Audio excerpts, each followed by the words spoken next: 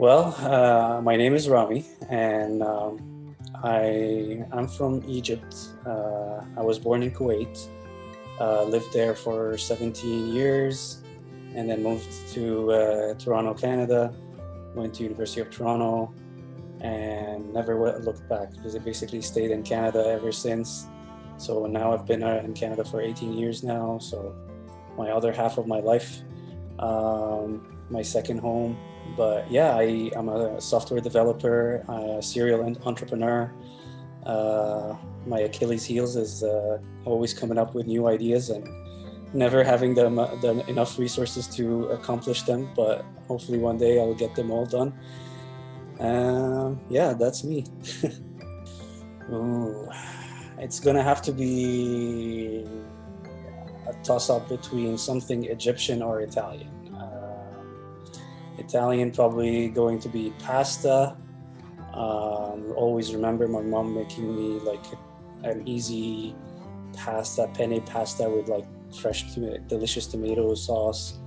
Um, and another one that reminds me of a lot about my childhood is this famous Egyptian dish called kushari.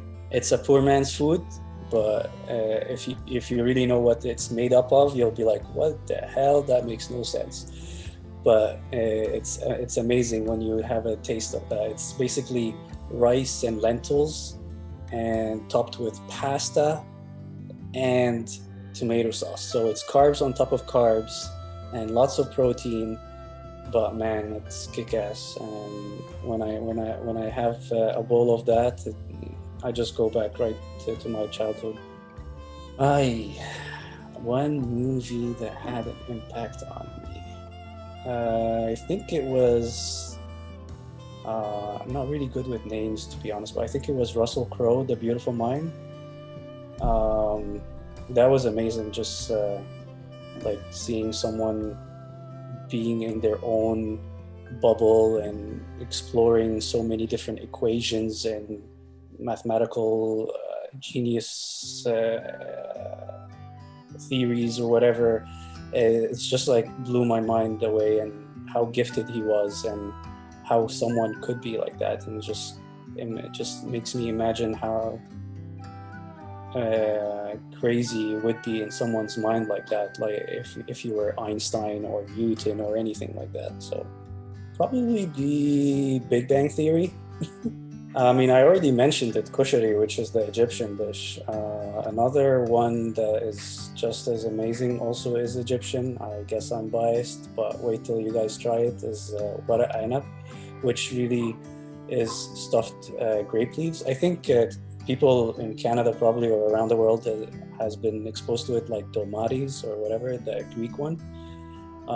And they usually serve them cold or something, but in Egypt we serve them warm.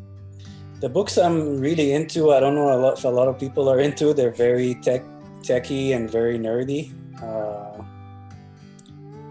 But I'll get back to you on that one. I don't remember. I'm not very good at titles for books, but they're mostly about um, how to be an entrepreneur and how to like run a business, and the ins and outs and successful stories of previous people who were entrepreneurs and how they came up with new apps and whatever. I really can't remember the name, but I'm sorry. I would have to say it's very similar to a question a lot of people, and I think you've asked before, which is like, I guess, fondest memories as a child. Um, and it usually always goes back for some reason, spending it with my grandpa, from my mom's dad. Um, a little bit of a backstory here, and I'm sorry if I'm going to go off on a tangent, but uh, someone who was born in Kuwait, in 1990, we actually went through the Gulf War, and we had to flee back to Egypt. And at that point, I had to grow up with my mom and alone, and my grandpa was the support for that family. So there was a lot of connections happening at that point with my grandpa. A lot of he was the one who taught me chess and how to playing cards, and he was always the support role model around that time. A lot of jokes, a lot of fun times. He would always take me out to the park, and yeah, always looked up to him and was always thankful for him being around and taking care of the family or myself. I would probably say my grade 6 teacher. His name was Mr. Sarong. As a kid, I wasn't the easiest student to teach, and it's because I always challenged the norm. I always asked questions, why, and I guess a lot of teachers hated that, but and a lot of them even thought that I had some mental disability or learning disability. But Mr. Sarong was, I think, was the point in my life where I realized I have potential here. I could make a difference, and he believed in me and the basics I had in learning. And he was very creative at getting the transferring that knowledge across to me in whatever way I was only able to accept. But yeah, in that year I was even recognized. I'll never forget, because of his belief in me and encouragement, I was recognized for having the best written story in all of grade 6, and I never ever thought in my life I would achieve anything like that. And that was the moment where I was like, maybe I could make a difference in the world. I would say Switzerland. It's a beautiful, beautiful place. The mountains, the lakes, the greenery.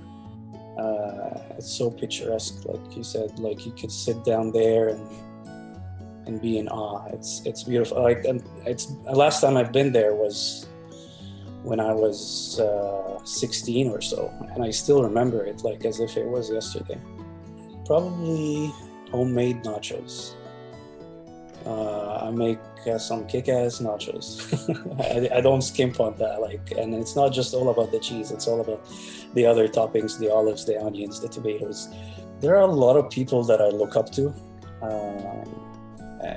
Like Elon Musk is just a very good example. But someone I could sit down and never get sick of listening to is Neil deGrasse Tyson. And someone recently that I just discovered is called Graham Hancock. But yeah, the way their outlook of life is just amazing, and just speaks to me who I am, which is always trying to think outside the box kind of thing.